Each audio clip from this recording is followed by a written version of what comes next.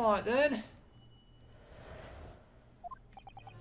Alright, so we just got inside the gaff and heaved a sigh of relief when the geezer showed his mug. Give me that gun, he bellowed, and then he flew at us like he was possessed. I thought we'd had it. Oh no, geezer, the bloke was strong as an ox. He chucked me over the counter. I pulled my gun on him, and then he legged it through that door into the back room. We never had nothing to do with killing him. That's all what happened, I swear. Well, now we're back to where we started.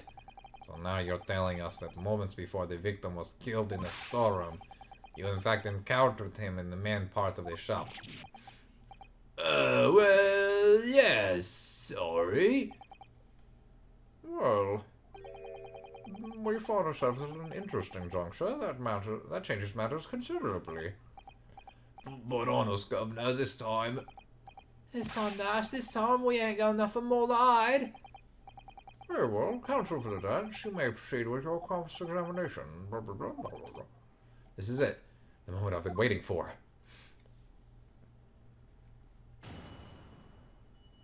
Meme.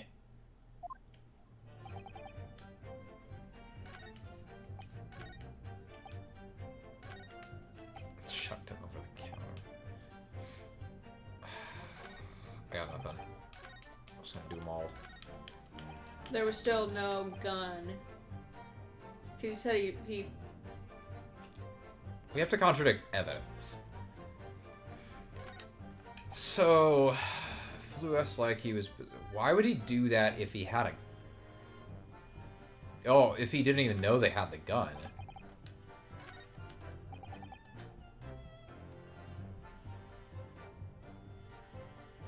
I don't know. This might be a... Yeah, I'm gonna try this again. I think this might be just one of those where we have to press everything.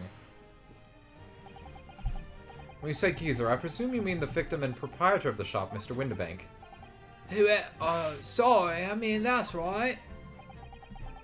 We was keeping a close eye on the entrance to the gaff, obviously. We never thought no one was gonna come out of the back room like that. Back room being the pawnbrokery storeroom. Nah, that must be where he popped up from. Only place he could have been. So it would seem... Oh no.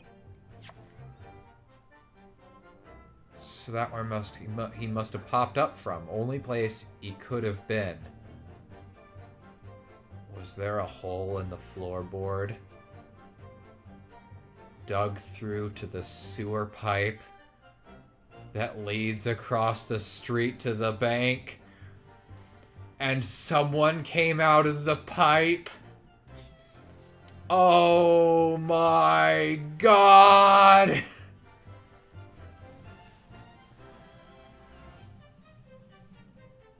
Do you think Sholmes was right?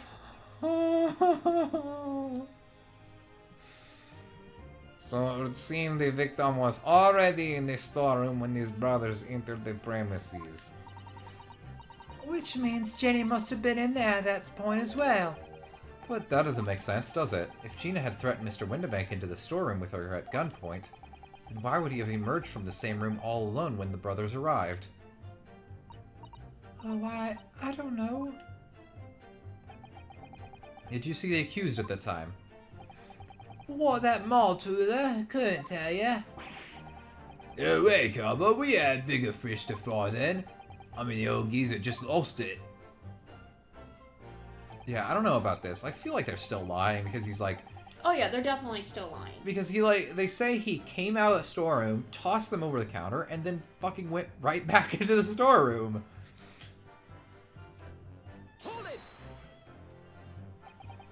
You mentioned that Mr. Windibank shouted those words in your previous testimony, too. However, you claim that you heard him yelling them on the other side of the storeroom door. Did we? But the truth is, he was shouting those words at you, wasn't he? Well, you know, some things. Was the victim Mr. Windibank wielding a gun at the time? Was he ever? Blimey, lummy, a big ugly barrel he had pointed straight at me front to space. Front to space. So what you're saying is, You definitely saw Mr. Winterbank with the gun at that time. Is that right? It is, Gov, it is. Spot on. Then all of a sudden he came at us, he did. It was Bedlam. I didn't know who was going for who. You were clearly all going for each other. Like Nash said, we thought we had it. I mean... For no geezer, the bloke was strong as... Yeah, wait a second. Yes, I noted that you mentioned the counter in your previous testimony, too. Well, yeah, of course we did. He knocked over a load of books, a candlestick, and some skull whatnot. I got tangled in some net, what knocked over a picture frame, what knocked some scales on the floor. So in fact, it wasn't the sound of the gunshot that shocked you and made you knock those things off the counter. Well, big bruv here went flying over that counter like a gunshot, I can tell you. Then the old geezer pinned him. How? Hold on, the positioning for that's all wrong. He did, Nash, he did. If you had been there, the bloke would have flattened me. If you hadn't been there, the bloke would have flattened me like a blooming pancake in seconds. At the time in question, the alarm was raised at the local police station via a secret cable from the pawnbrokery. There is a button under the counter used to activate it, which was presumably pressed by the victim. That's right. The brothers fled the scene and back onto the street. They ran straight into the arriving police, didn't they? I'm still convinced that this isn't Winterbank. This might be the third party. I don't know. Maybe to create a witness. I'm along for the line. I think it was the third party that knocked them over. Poor Mr. Winterbank. He did everything he could to protect his shop, except shoot himself in the head. Or, shoot the burglars. Yeah, or shoot the burglars with the one bullet. Hey, it only takes one, and then the other one runs. He don't know that there's only one in there. Yeah. Were you intending to shoot Mr. Winterbank? No, never. I was just, Slap, slap, slap. Look at that for me, bruv, one eye. He was being flattened, don't forget. By a man whose shop was being burgled, yes. And then the man fled into the storeroom when you pointed your gun at him, is that it? That's it. He shoved me away and then ran off through that door, shot himself in. Something about that last remark. Something that doesn't quite ring true. I wonder why Mr. Winterbank ran away into the storeroom. What? Well, according to what everyone's saying, Ginny was in there waiting for him with a gun! That's very true!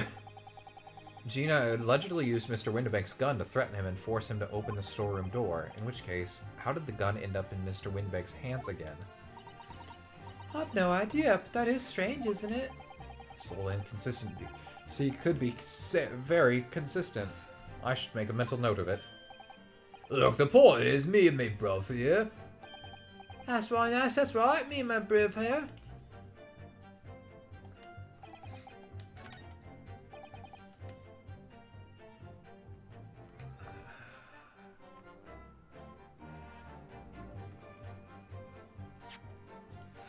You think we can just present... I don't know. This... You want to press that? I just did. That's what we got the new thing for.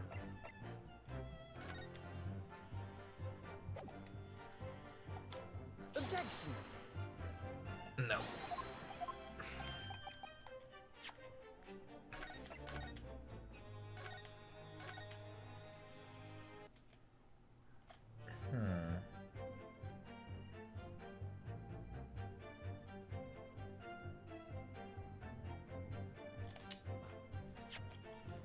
I'm just wondering if we have evidence that can do anything for this point.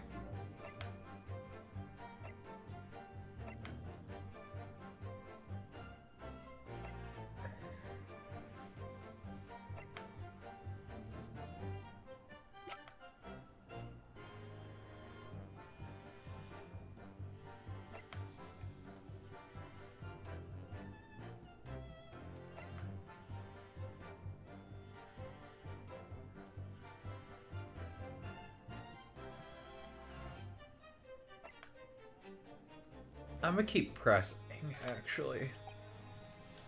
Hold it! You said you had nothing to do with it. Nothing at all. Nothing, Gov, nothing.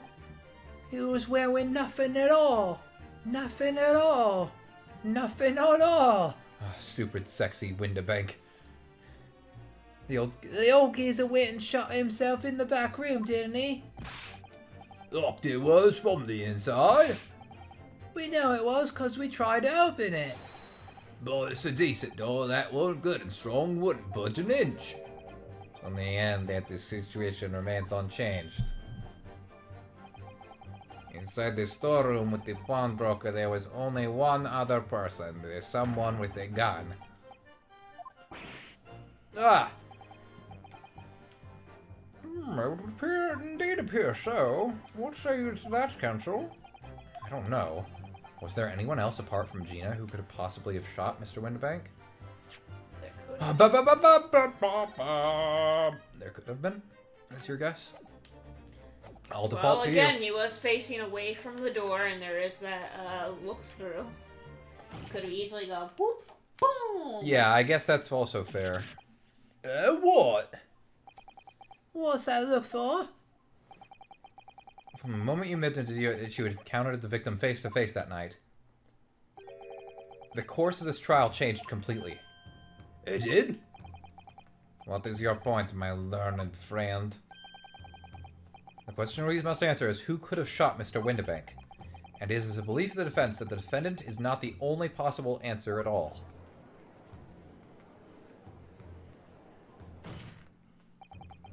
You have my attention and my erection.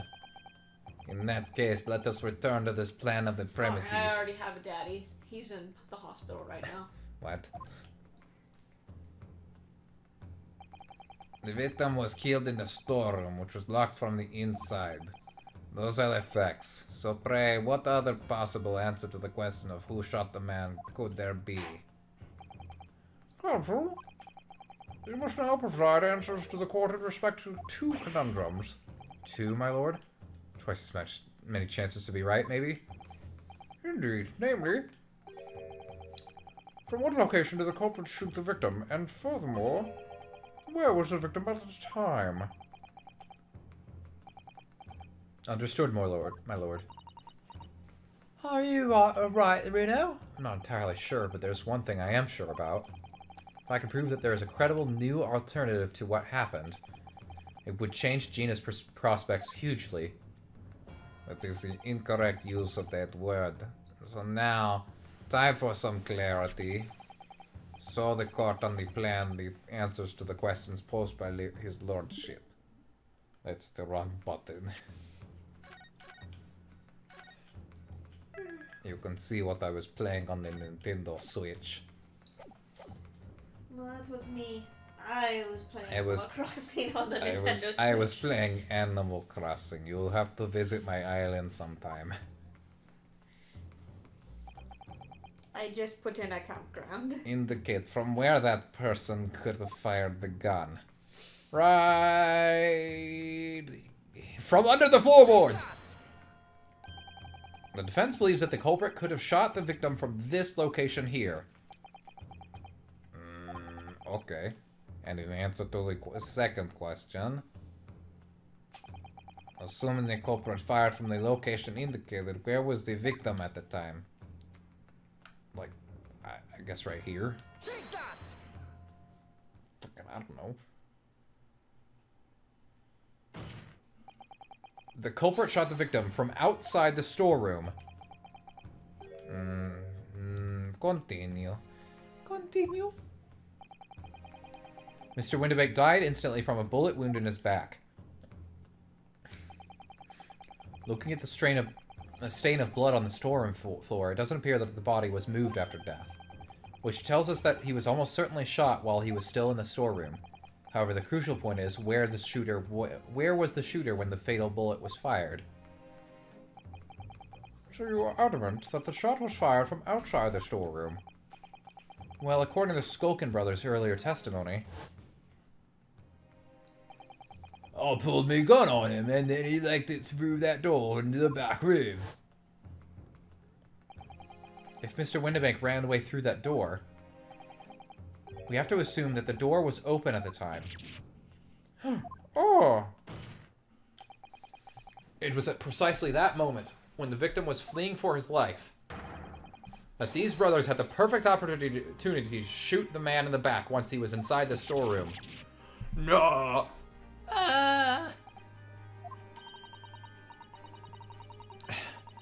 Come to think of it, do you remember what the prosecutor said at the start of the trial?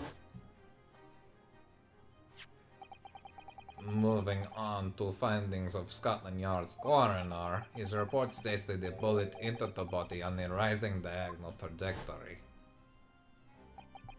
It means the victim was likely shot by someone significantly shorter in height than himself. Poor man, shot while he was running as fast as he could to safety. Of course. He would have been leaning forward as he was running away. So even if the bullet was fired horizontally, it would still have entered his body on an upward trajectory. That's actually a good point. So the culprit wasn't necessarily someone shorter than Mr. Windibank. No, it had to be. I am sure my learned friend can't have forgotten that the storeroom door was found closed and locked from the inside. Are you an idiot? Claimed the victim was shot as he fled into the room. But how did he claim? Do you also claim his corpse was dexterous enough to turn the key in the lock? But, what if someone else locked the door? Yes, there is someone else who could have locked the storeroom door. Is that so? Well then, counsel, do tell. In the scenario just described, the defense's assertion is that the victim was shot from outside the storeroom. In which case, who shut and locked the storeroom door from the inside? Well, Gina, of course. Obviously, the person who locked the door was the only other person inside the storeroom at the time. The defendant, Miss Gina Lestrade.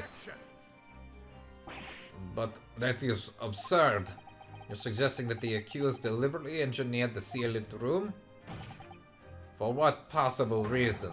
Well, she just saw a guy get shot. Guys, come on, it can't be that hard. Such actions would only serve to tighten the noose around her neck. I'm inclined to agree, I must say. Well, counsel? Well, guys. Yeah, that's a tricky one, that, isn't it? Half-baked notions have no place in my courtroom, counsel. Remember that, please. Well, of course Junie would have locked the door. Almost goes without saying, doesn't it? It does. Yes, it does. Well, if I was Jenny in that situation, I know I would have locked the door as quickly as I could. I mean, there were two guys with guns there. Those two Burgers had just fired a gun in her direction, hadn't they? Yeah, obviously. Before the two brothers arrived, Miss Lestrade and Mr. Windibank were in the storeroom together. Now, I don't know what went on between them at that time, but at some point, Mr. Windibank must have heard the intruders breaking into his shop and left the storeroom. Intruders, eh? That's us, bruv. If your theory is correct, then that would leave the accused alone in the storeroom. Yes, it would. Then, probably only moments later, the victim fled back through the storeroom door, hoping to escape danger, where he was shot and killed. Hit in the back by the bullet, Mr. Windibank fell to the floor where he was, just inside the storeroom. And what we have to ask ourselves now is, what would the defendant have done in that moment? I said, where you going with this? Outside the storeroom was a terrifying killer who had just murdered Mr. Windibank. As soon as that thought struck Miss Lestrade, she slammed the door shut and locked it, in order to save her own life. Hold it! But we ain't the ones who done it. We ain't, Gov, we ain't. You gotta believe us. I mean, come on, we never shoot no one. You admitted to it. That's blatantly untrue. I know for a fact you would, because before my own eyes, you shot Mr. Herlock. Shit. We've just dug our own grave here. There's only one logical conclusion here. Mr. and Mr. Skulkin, you brothers had every opportunity to have been the true perpetrators of Mr. Windibank's murder.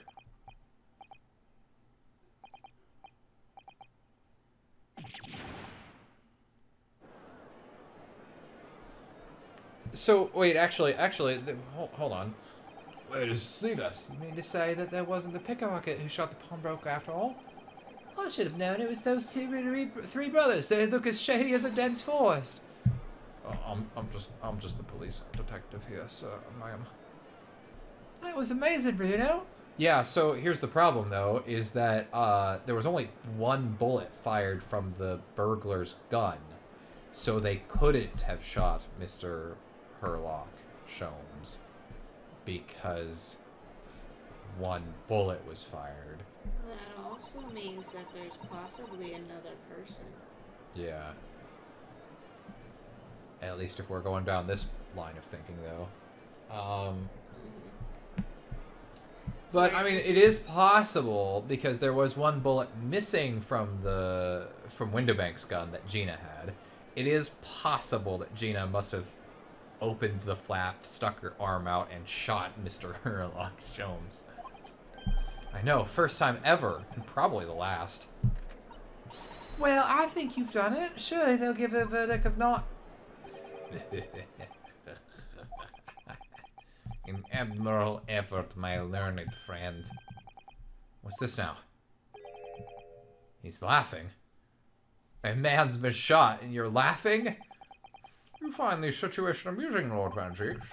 I myself found the defense's argument most persuasive. I dare say. They're gonna say they already admitted to shooting Such Sherlock. chicanery. There is no. Such chicanery is the bread and butter of the streets performance in your provincial eastern nation.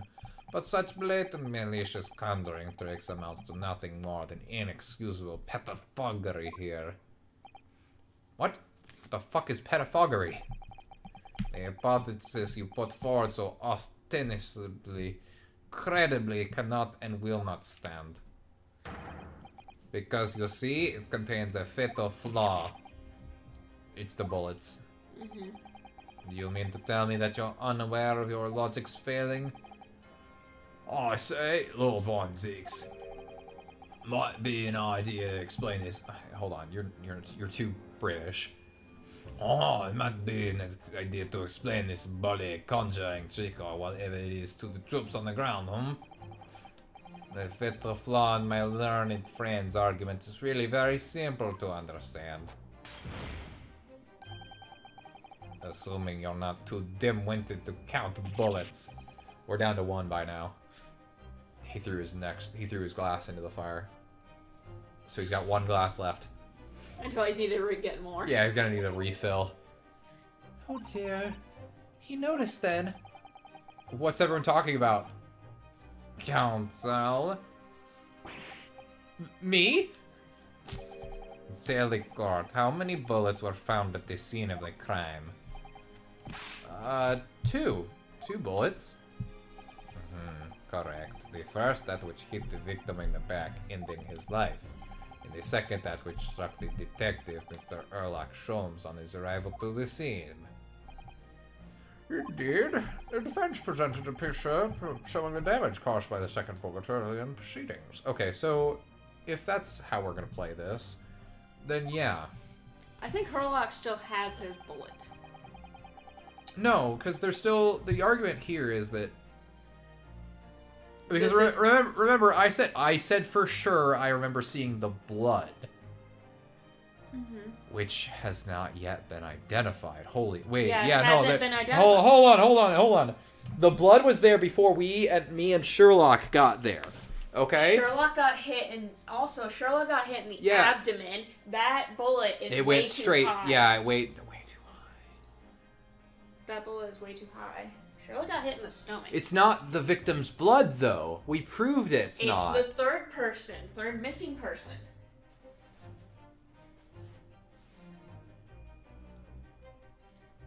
It's the guy in the white coat. I'm telling you. I know he's too shady. Yeah, we know we're ahead of this case, but we're still like trying to follow along with its logic, at least. I think we're thinking too far ahead. We gotta stop that. Your lordship's understanding is correct. You can count to 3. Good job. Furthermore, we know there are 2 firearms involved in the incident. The revolver belonging to the victim, Mr. Winterbank, and the Skulkin brothers' revolver. The evidence shows that a single bullet was fired from each gun. Yes, indeed it does. A single bullet from each. Now then, my learned friend. You yourself told the court only moments ago that these 2 brothers shot Mr. Herlock Sholmes right before your eyes. Yes, I did. Oh my goodness, I think you'll find it's a single bullet that was fired from the brother's gun hit Mr. Sholmes, it means. I need to take a shower. Okay. Will you come back, or? Yeah, I'll Okay. come back. You keep going. Yeah, I'll keep going. I need to take a quick drink break, though. I still think Herlock has his own bullet. Still lodged in his body. Let's stop postulating.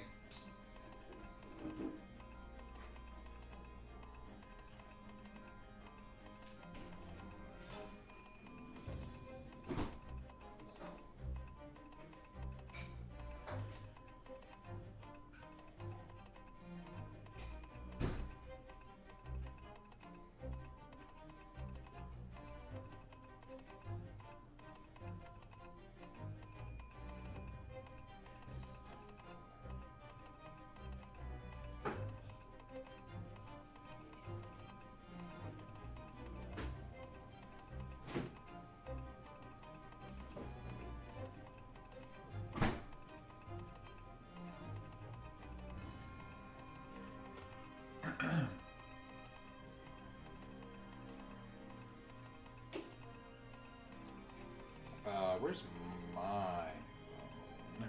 There it is. Okay, let's see here. Wouldn't the bank not shot by same gun? Stop. Only 1 bullet. Stop. That is correct.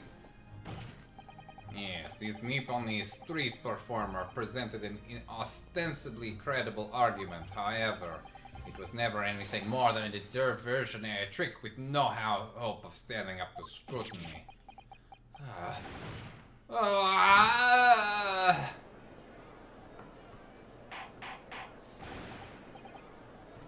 Ora, ora, ora!